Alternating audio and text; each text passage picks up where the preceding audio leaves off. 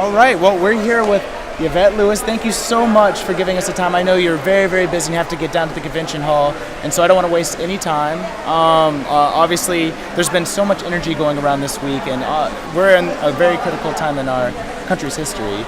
And I wanted you to touch on where is the DNC now, and where does it need to be in order to take these young people and get them engaged, not just to vote, but in the political process in general.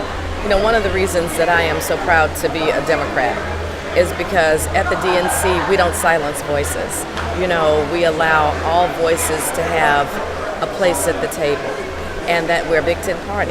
And I think that was demonstrated during this last election cycle.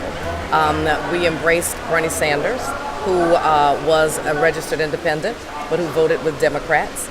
We embraced him, and he made use of the DNC infrastructure and was quite successful. And he brought so many new people into the party, which was a beautiful thing. He expanded us and helped us to see possibilities and to reach audiences that, you know, had been asleep. And that was exciting. And then to see us come together in a way where Senator Sanders did what he did on the convention floor last night, bringing everyone together for Secretary Clinton, I think is the beginning of what is that perfect melding of these two worlds now that are going to make this big Democratic tent, and I think we're all the better for it. Wow. Well, I couldn't help but agree. Going forward, obviously, it was never about Bernie Sanders, and he'll be the first person to tell you that was never about him. It's all about the policies. Mm-hmm. And what I wanted But he was the vehicle, and we needed that vehicle, right?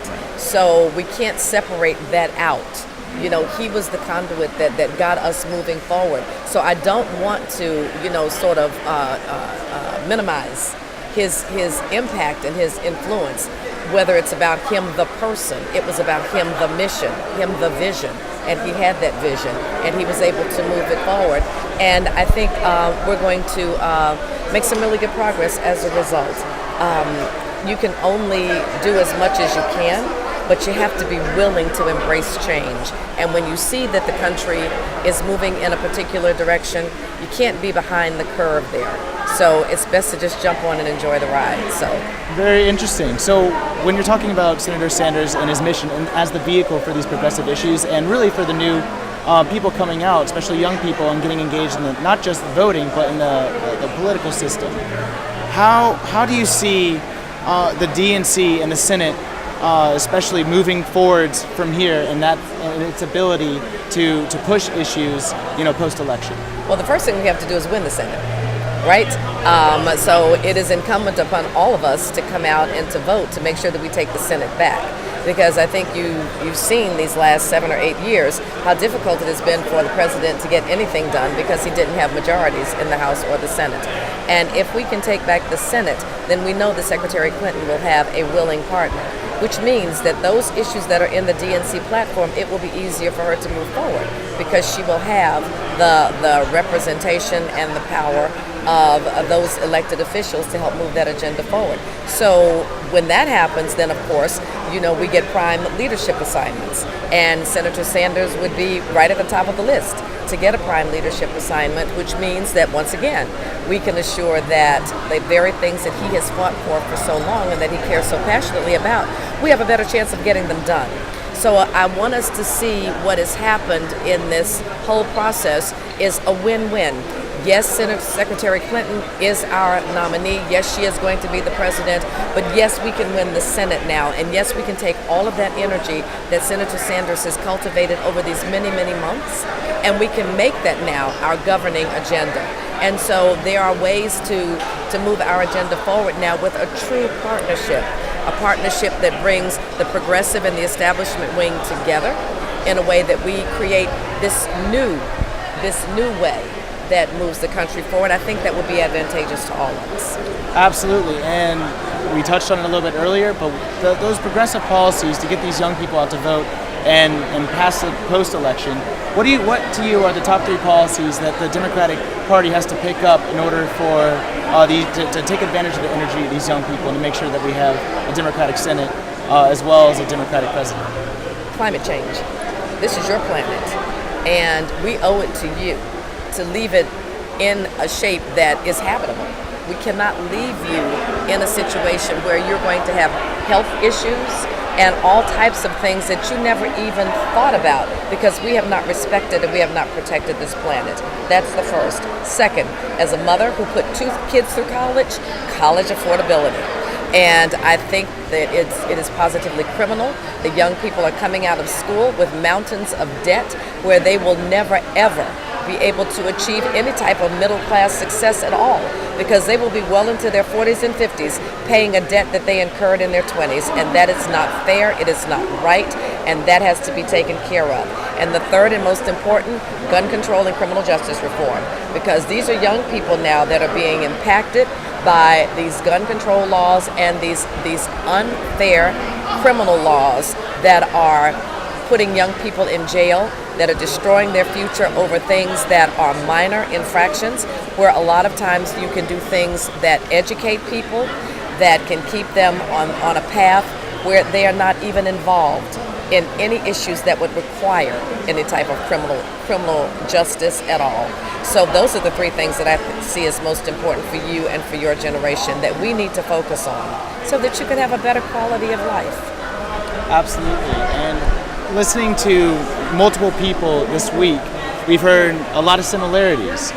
So going forwards, how are you going to be a voice of leadership for these progressive issues, for pushing the new DNC platform, and how can people support what you're doing?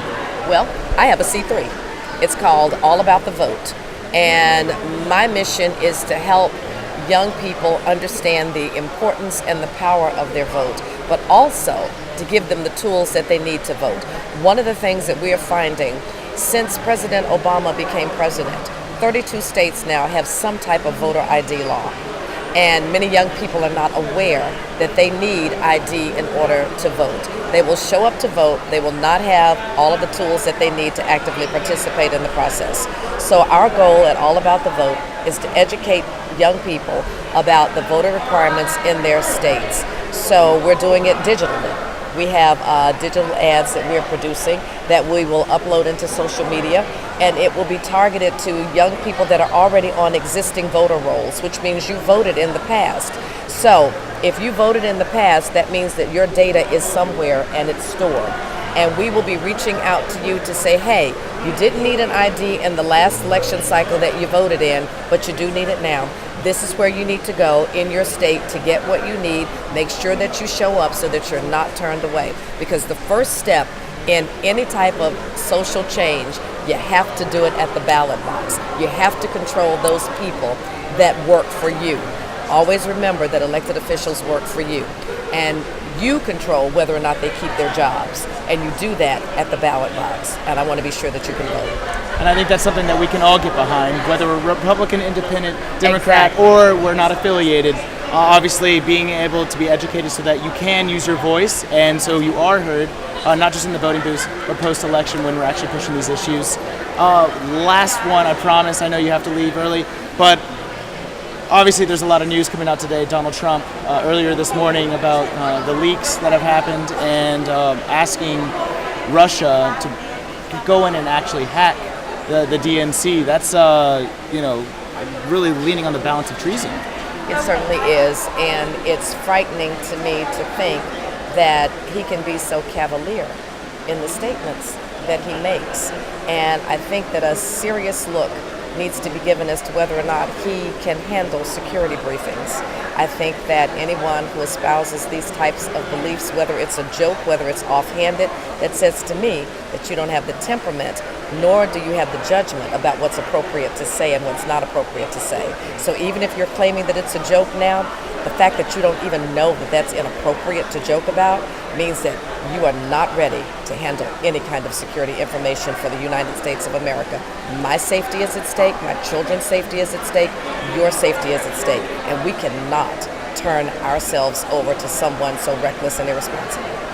Well, Yvette, this has been so amazing. Thank you so much.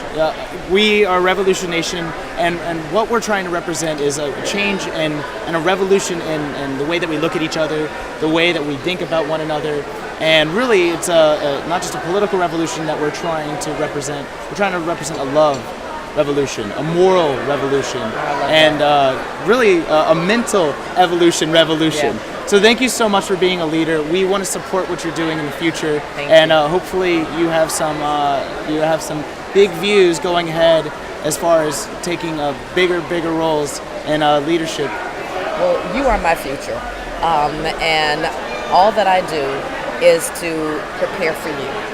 And I always have my eye on you because you're coming behind me, and I want to make sure that I leave everything in very, very good shape so that I can turn it over to you and you can run with it and make me proud. Well, thank you so much, Yvette. I'm going to give you a hug and keep doing the great, amazing work. I know you got to get to the convention center. And that's Revolution Nation's special with the Yvette Lewis. Thank you so much. You are very welcome. You guys are great. Thank you.